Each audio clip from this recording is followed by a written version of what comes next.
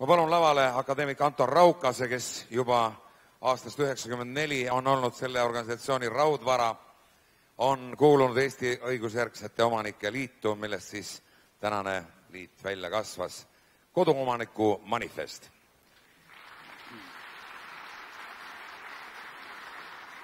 Head koduomanikud, teil kõigil on see manifest kaante vahel ja pole mingit põhjust, et ma peaksin seda ette lugema. Teeme niimoodi, et kui ma lõpetan, et see, kellele see manifest meeldis, siis plaksutab ja kellele ei meeldinud, see vilistab, siis saame teada jõudude vahekorra.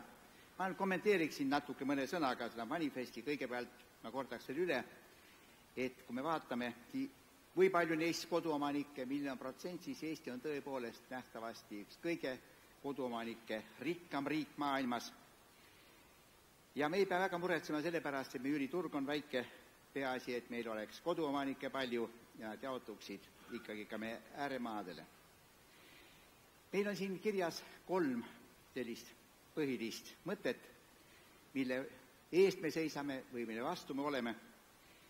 Üks on, et kaotada ja seista vastu koduomaniga seotud maksudele. Me nägime, kui suurt edu saavutasid meie kolleegid Rootsis.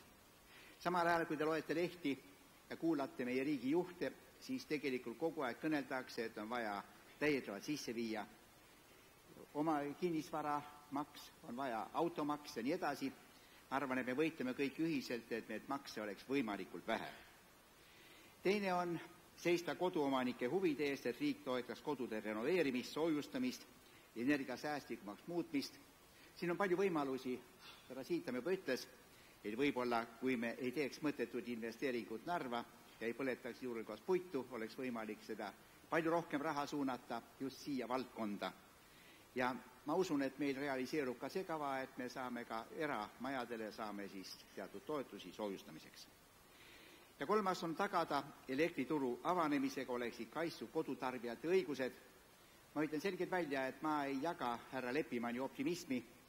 Pigem kui te vaatate, mida ta siit näitas, neid graafikuid, siis ma kardan, et kui riik ikkagi ei vähenda ega aktsiisi ja muid asju, siis tegelikult ikka olukord läheb üsna halvaks ja me peame siiski survestama valitsust, et meie elu läheks paremuse suunas ja koduomanikud oleksid ka riigi omavoli eest kaitstud.